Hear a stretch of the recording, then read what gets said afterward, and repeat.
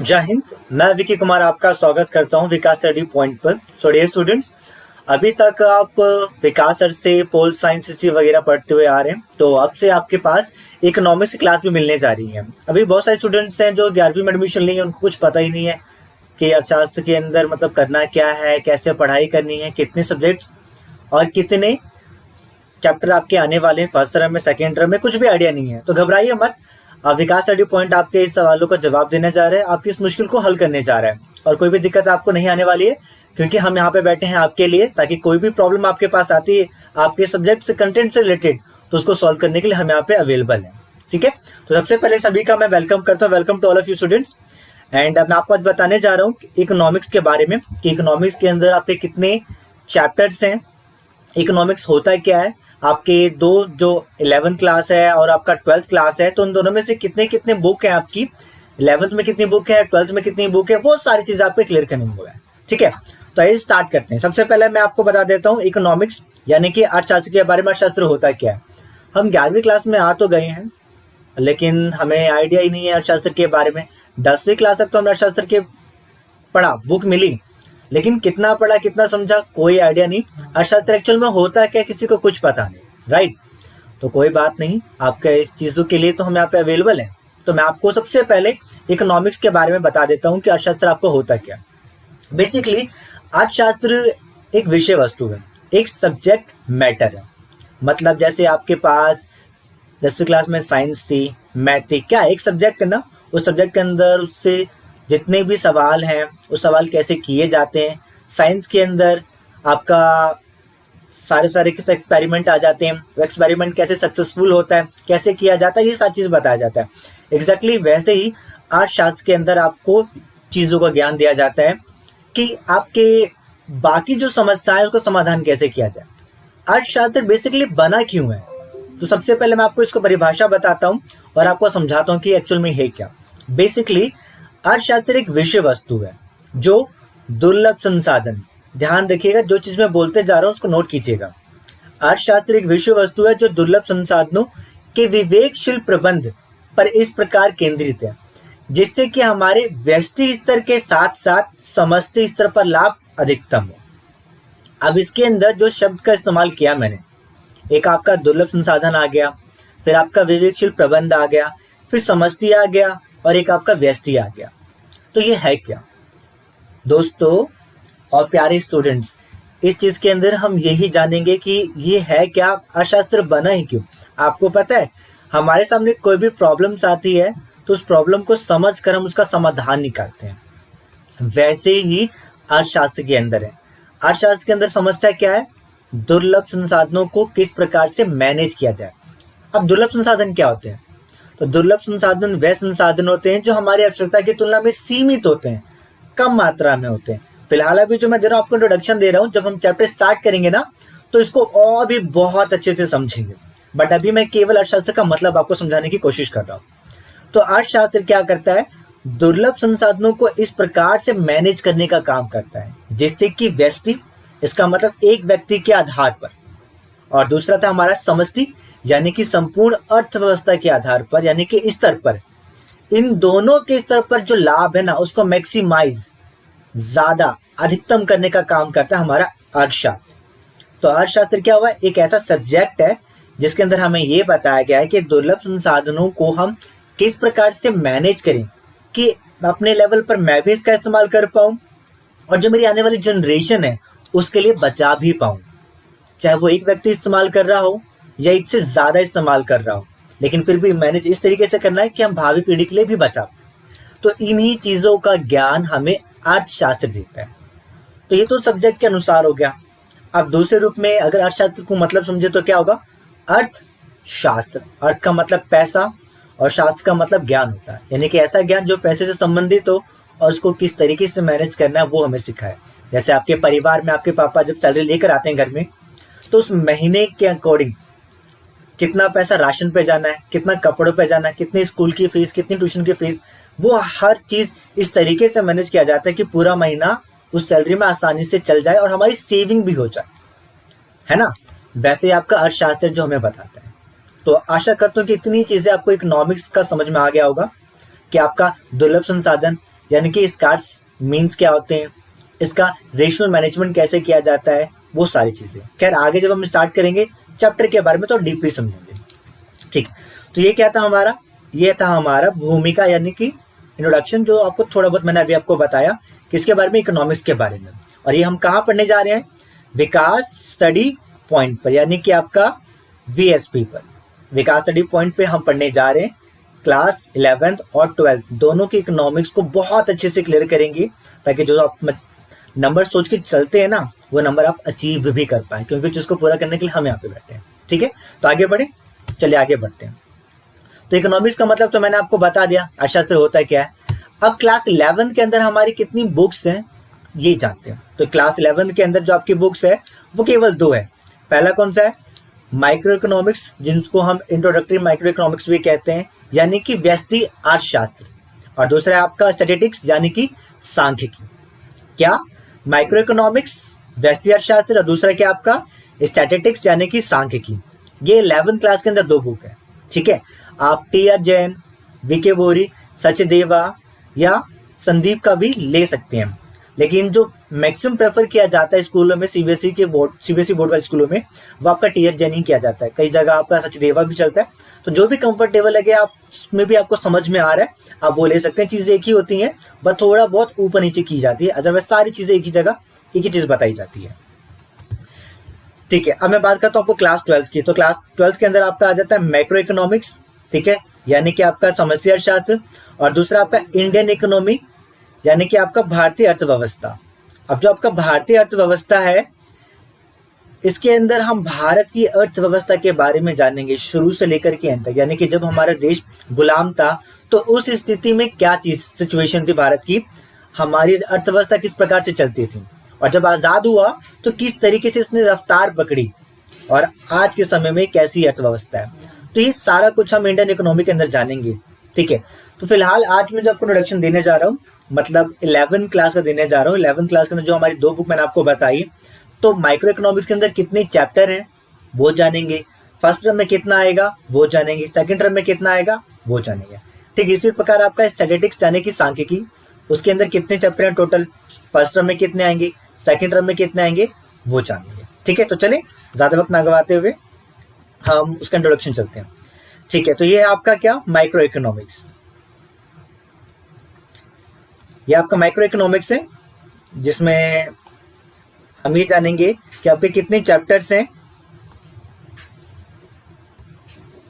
ठीक है, तो ये आपका माइक्रो इकोनॉमिक्स है, जिसमें हम ये जानेंगे कितने चैप्टर है। सबसे पहला आपको चैप्टर दिख रहा है, जो सबसे पहला चैप्टर है आपका वो कौन सा है, इकोनॉमिक्स एंड इकोनॉमी।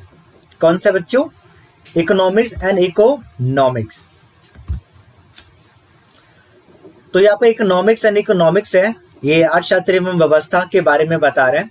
इसमें मैंने आपको बताया जो पहला चैप्टर आपका अर्थशास्त्र, जिसके बारे में मैंने आपको बताया दुर्लभ संसाधन, व्यष्टि अर्थशास्त्र, समष्टि अर्थशास्त्र। जो अर्थशास्त्र के 2 पार्ट हैं, 2 भाग हैं अर्थशास्त्र के, समष्टि व्यष्टि, माइक्रो मैक्रो।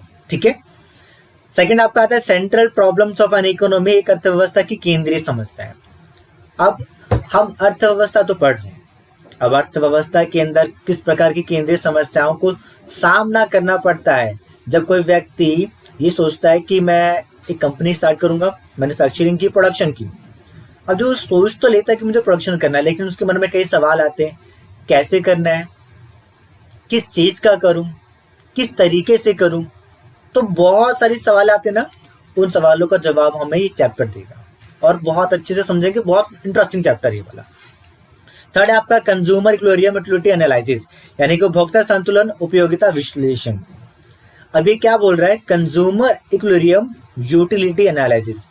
अब आपको पता है कि आप भी एक उपभोक्ता हैं और मैं भी एक उपभोक्ता हूँ। तो जब हम बाजार में, दुकान में कोई भी सामान लेने के लिए जाते हैं, तो जितना पैसा हम खर्च करते हैं ना उस वस्तु को खरीदने के लिए, तो ये सोच के करते हैं कि जितना मैं पैसा दे रहा हूँ उसके बदले मुझे उतनी संतुष्टि मिलेगी।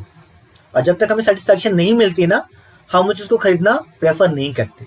फॉर एग्जाम्पल, मैं बाजार गया, बाजार में मैंने फल मार्केट देखा, वहां पे जाकर मुझे सेब लेना था। तो मैं दुकानदार के पास गया, फल विक्रेता के पास गया और बोला कि मुझे सेब चाहिए, कितने रुपए किलो। उसने कहा 100 रुपए किलो। मैंने कहा यार सेब भी बढ़िया नहीं दिख रहा और कीमत भी इतनी ज़्यादा है।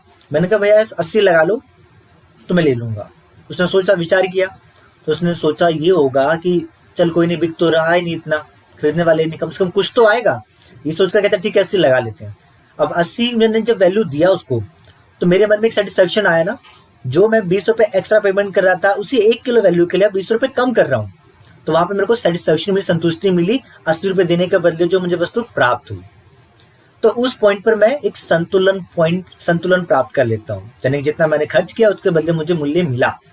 तो वो सारी चीजें हम इस चैप्टर के अंदर पढ़ेंगे। फिर आपका आता है consumer equilibrium in difference curve analysis. अब उपभोक्ता संतुलन हमने थर्ड चैप्टर में पढ़ा कि उपभोक्ता संतुलन क्या होता है, कैसे होता है, और जब इसको हम ग्राफ के जरिए दर्शाएंगे ना तो वो आपका जाता है इनडिफरेंस कर्व, जिसे हम कहते हैं तटस्थता वक्र विश्लेषण, और तटस्थता को हम कहते हैं अनधिमान वक्र। यानी कि कर्व होता है, उस कर्व के जरिए भी हम समझेंगे कि अगर हमारे सेटिस्फेक्शन लेवल को ग्राफ के जरिए प्रेजेंट करना तो किस तरीके से प्रेजेंट करेंगे, वो इस चैप्टर के अंदर जानेंगे हम। ठीक है, फिर आता है आपका थ्योरी ऑफ डिमांड यानी मांग का सिद्धांत। अब ये मांग क्या होती है और इसके क्या प्रिंसिपल है।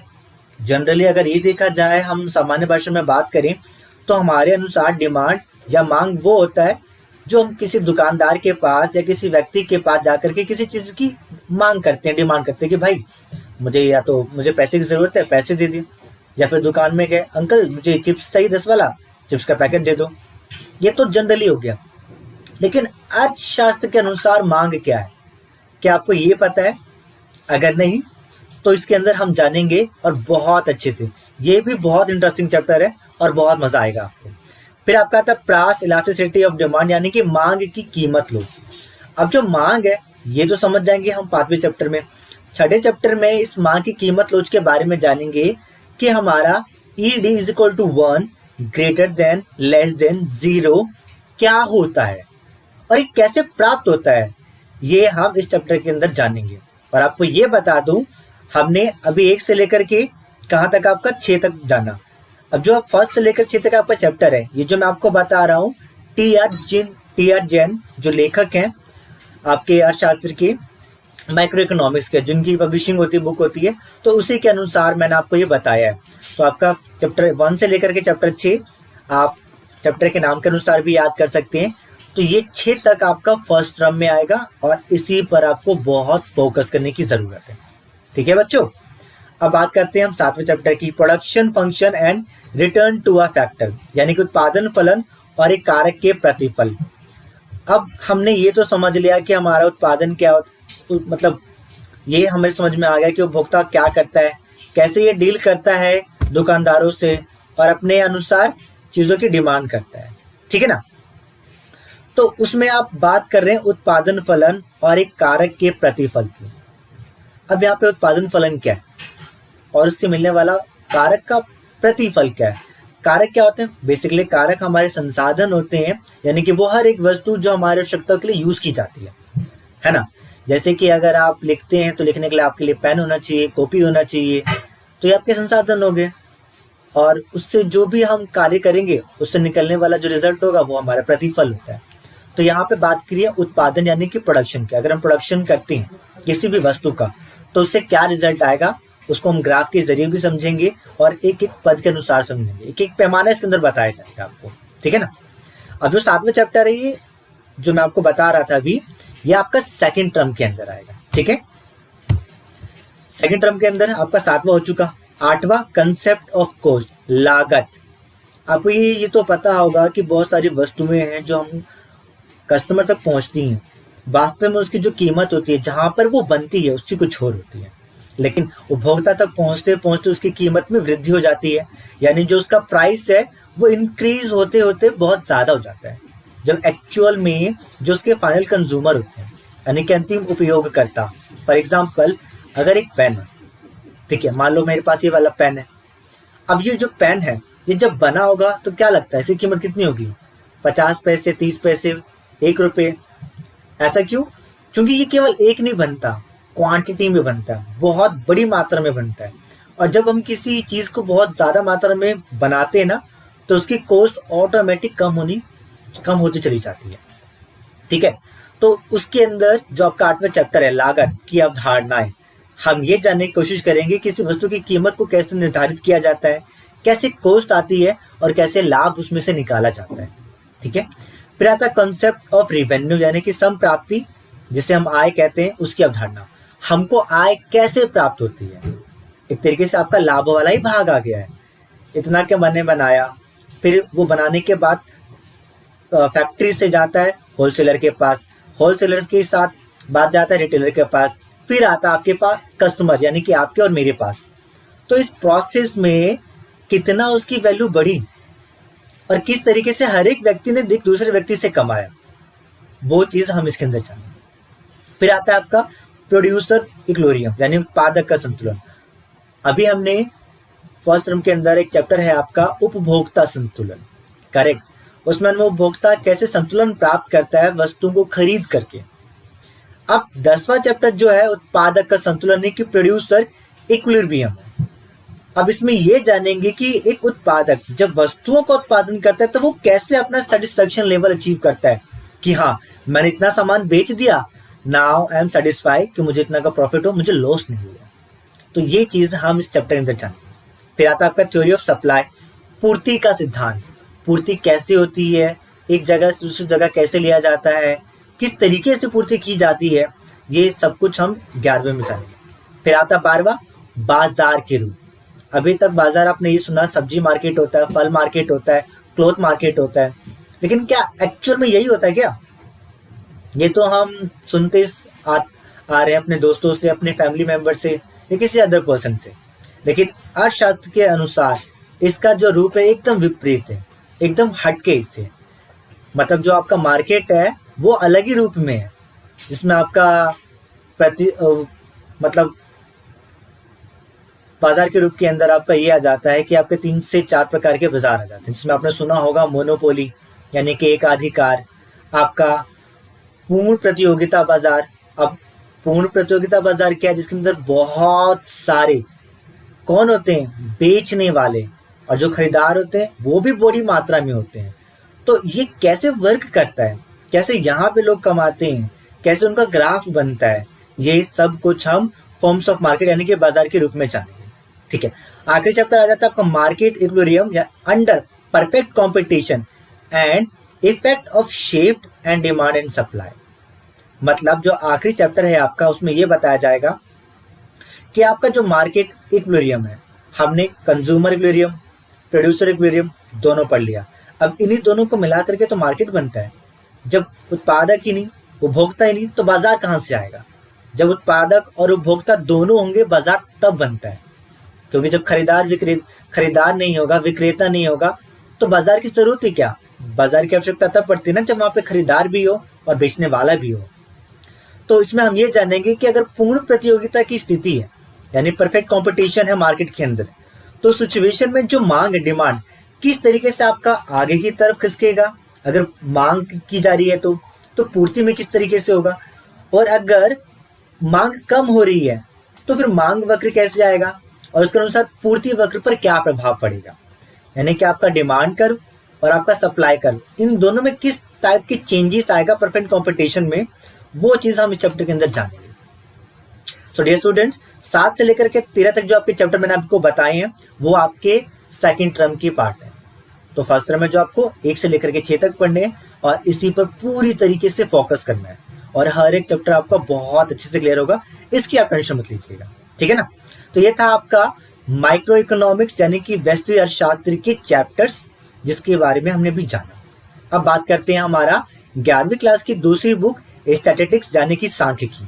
ठीक है, ये है आपका सांख्यिकी यानी कि स्टैटिस्टिक्स। ठीक है, अब इसके अंदर कितने चैप्टर्स आपके आ रहे हैं फर्स्ट टर्म में वो भी जानते हैं, और कौन कौन चैप्टर्स में हम क्या क्या जानेंगे वो भी जानते हैं। सबसे पहले मैं बात करता हूँ concept of economics and significance of statistics in economics, यानी कि अर्थशास्त्र की अवधारणा एवं अर्थशास्त्र में सांख्यिकी का महत्व। इसमें हम ये जानेंगे अर्थशास्त्र क्या होता है, जो पहले हमने जान लिया पहली बुक में, और सांख्यिकी क्या होता है ये भी जानेंगे।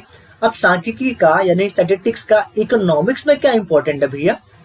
11वीं क्लास में हम इकोनॉमिक्स पढ़ रहे हैं, ये तो समझ में आ गया, लेकिन स्टैटिस्टिक्स कहाँ से आ गया? तो जरूरत है। जैसे साइंस के अंदर मैथमेटिक्स की जरूरत है, और बिना मैथमेटिक्स साइंस इनकम्प्लीट है। करेक्ट। उसी प्रकार से स्टैटिस्टिक्स की नीड पड़ती है हमारे बहुत सारी प्रेजेंटेशन के लिए इकोनॉमिक्स के अंदर। बेसिकली ये मैथमेटिकल इंस्ट्रूमेंट होता है आपका इकोनॉमिक्स का, जिसे हम स्टैटिस्टिक्स कहते हैं। सेकंड आता है आपका कलेक्शन ऑफ डाटा। इसमें हमारे जो डाटा आंकड़े होते हैं, जैसे न्यूज़ में आप देखते हैं ना कि जो न्यूज़ मेकर होते हैं वो अलग अलग जगह से डाटा कलेक्ट करके आते हैं कि यहाँ पर बाढ़ आ गई तो उसमें इतने लोग मारे गए, इतने लोग बचे, इतने लोग अभी खोजा नहीं जा पा रहा है, तलाश की जा रही है, तो एक डाटा हो गया। उसी प्रकार से हम इसमें ये सीखेंगे डाटा कलेक्ट कैसे किया जाता है। थर्ड आपका आ जाता है census and sample method of collection of data, यानी कि आंकड़ों के संकलन का भी एक प्रोसेस होता है, एक मेथड होता है, जिसमें हम कहते हैं प्रतिदर्श विधि और आपका होता है जनगणना विधि, यानी कि census and sample method. Fourth आपका आ जाता है ऑर्गेनाइजेशन ऑफ डाटा, आंकड़ों को किस तरीके से व्यवस्थित करना है, मैनेज करना है। आंकड़े मैंने कलेक्ट कर तो लिए, लेकिन किस रो में लगाना है पहले ना। जैसे कि अगर मैं क्लास का ले रहा हूँ आंकड़े, मुझे यही जानना है कि क्लास में कितने बच्चे हैं, किसके पास कौन कौन से सब्जेक्ट हैं और उनकी कितनी कितनी आयु है, तो मैं उसके अनुसार डाटा को मैनेज करूंगा, व्यवस्थित करूंगा, ताकि कोई दूसरा भी देखे तो उसको आसानी से समझ में आ जाए।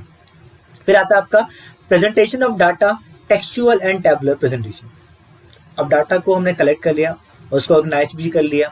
अब ऑर्गेनाइज करने के बाद क्या करना है, उसको प्रेजेंट करना है, उसको टेबल के फॉर्म में, टेक्सचुअल के फॉर्म में, तो वो हम इसके अंदर जानेंगे कि कैसे किया जाएगा। फिर आपका आता है diagrammatic presentation of data, bar diagrams and pi diagrams. अब जो बार डायग्राम है, पाई डायग्राम है, आप 10वीं क्लास में पढ़ चुके हैं ऑलरेडी मैथमेटिक्स के अंदर। इसके अंदर भी हम वही जानेंगे कि जो डाटा हमारे पास आता है उसको बार डायग्राम के जरिए कैसे दिखाना है, पाई डायग्राम में अगर दिखाना है तो कैसे दिखाना है। फिर आपका आ जाता है frequency diagram, histogram, polygon and ओंचाई। फ्रीक्वेंसी वाला चैप्टर भी आपने पढ़ रखा है 10th क्लास के अंदर, बारंबारता जिसे हम कहते हैं।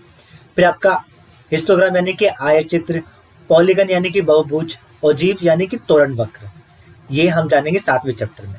अब मैं आपको ये बता देता हूँ कि आपका पहले से लेकर के 7वें तक जो चैप्टर है आपका, ये आपका फर्स्ट टर्म के अंदर आएगा, सो ध्यान रखिएगा, ये सारे आपको पढ़ने हैं। अब आगे बढ़ते हैं। फिर आपका अरिथमेटिक लाइन ग्राफ्स और टाइम सीरीज ग्राफ। अब अंकगणितियों की रेखा, अंकगणित मेथड के द्वारा उन डाटा को एक रेखा के जरिए प्रेजेंट करना है, याद है ना, जिसमें हम टैली मार्क लगाते हैं, 1 2 3 क्रॉस कर दिया 5, तो उसके जरिए हम डाटा को कैसे प्रेजेंट करेंगे ये 8वें चैप्टर अंदर जानेंगे। लेकिन जो आपका 8वां चैप्टर है ये आपका फर्स्ट टर्म नहीं, सेकंड टर्म का पार्ट है। तो फर्स्ट टर्म कौन सा है, तो फर्स्ट टर्म में आपका 1 से लेकर 7 तक पूरा था। फिर आपका नवा यानी कि measures of standard tendency, arithmetic mean, median and mode आ जाता है, यानी कि नोवा और 10वां ये भी आपका फर्स्ट टर्म के अंदर आएगा। ठीक है, अरिथमेटिक मीन आप पढ़ चुके हैं 10वीं क्लास के अंदर। मीडियन यानी कि आपका माध्यिका एवं बहुलक, ये भी आप पढ़ चुके हैं, लेकिन यहाँ पर थोड़ा सा विस्तृत हो जाता है और अलग तरीके से हो जाता है। चीजें वैसी रहती हैं, थोड़ा सा मेथड बदल जाता है, बस इतना ध्यान रखना है कि प्रॉब्लम आपको इसमें नहीं होने वाली, क्योंकि आप ऑलरेडी पढ़ चुके हैं। फिर आपका 11वां मेजर्स ऑफ डिस्पर्शन, परिक्षेपण के माप। 12वां आपका कोरिलेशन, सहसंबंध, में बहुत सारे फॉर्मूलेस आ जाएंगे, तो फॉर्मूले को भी ध्यान रखना। और मेरे ख्याल से कई बच्चे जो मैथमेटिक्स में बहुत अच्छे होंगे उनको फॉर्मूला का यूज करना भी बहुत अच्छे तरीके से आता होगा, और करने के बाद जो मजा आता है जब उसका आंसर निकलता है वो भी बहुत अच्छे समझते होंगे आप। लास्ट में आपका इंडेक्स नंबर है, यानी कि सूचकांक है। इसमें कंपैरिजन किया जाता है बेस ईयर का करंट ईयर से, कि बेस ईयर में इस कमोडिटी का प्राइस ऐसा था, करंट ईयर में इस कमोडिटी का प्राइस ऐसा है, तो कितना चेंजेस आ रहा है। तो उसको हम एक टेबल के जरिए फॉर्म करते हैं, डेवलप करते हैं, दर्शाते हैं, वो हम इंडेक्स नंबर के अंदर जानेंगे। तो बेसिकली अब आपको समझ में आ गया ना क्या। हम अभी 11वीं क्लास का इंट्रोडक्शन ले रहे हैं। 2 बुक है, माइक्रो इकोनॉमिक्स यानी कि व्यष्टि अर्थशास्त्र, ठीक है, जिसमें आपका 1 से लेकर के 6 तक चैप्टर आपका फर्स्ट टर्म में आएगा और बाकी आपका सेकंड टर्म में आएगा। फिर आपका आ जाता है सेकंड स्टैटिस्टिक्स यानी कि सांख्यिकी, जिसमें 1 से लेकर के 7 तक, फिर 9वां 10वां फर्स्ट टर्म में आएगा और बाकी बचा हुआ यानी कि 8वां 11वां 12वां 13 सेकंड में आएगा। तो ये था आपका इंट्रोडक्शन चैप्टर के वाइज के अनुसार, फर्स्ट टर्म के अनुसार और बुक के अनुसार। ठीक है, तो उम्मीद करता हूँ डियर स्टूडेंट, जो भी बच्चे अभी 11वीं क्लास में आएंगे उसमें कोई डाउट नहीं होगा, उनको क्लियर हो चुका होगा कि 11वीं क्लास में कितनी बुक है, कितने कितने चैप्टर्स हैं, किस तरीके से मेहनत करने की फर्स्ट टर्म में भी अच्छे मार्क्स आए और फाइनल में भी अच्छे मार्क्स अचीव कर पाए। तो घबराने की जरूरत नहीं है, भले ही सब्जेक्ट आपके लिए नया हो, लेकिन जब आप शुरू करेंगे पढ़ना तो मजा बहुत आने वाला है। ठीक है, so thank you so much Vikas Reddy point पर आपने अपना इतना कीमती वक्त दिया, और देना भी जरूरी है, क्योंकि यहाँ वक्त नहीं देंगे तो फिर पढ़ेंगे कहाँ पर, और पढ़ना भी जरूरी है क्योंकि मार्क्स हमें अच्छे लाने हैं। सो लाइक कीजिए, शेयर शेयर कीजिए, सब्सक्राइब कीजिए, आपके जितने भी दोस्त हैं उनको भी भेजिए, ताकि अगर उनको भी किसी प्रकार का डाउट है सब्जेक्ट से रिलेटेड तो वो चीज़ उनका क्लियर हो पाए। ठीक है, तो थैंक यू सो मच, ध्यान रखिए, सुरक्षित रहिए और पढ़ते रहिए।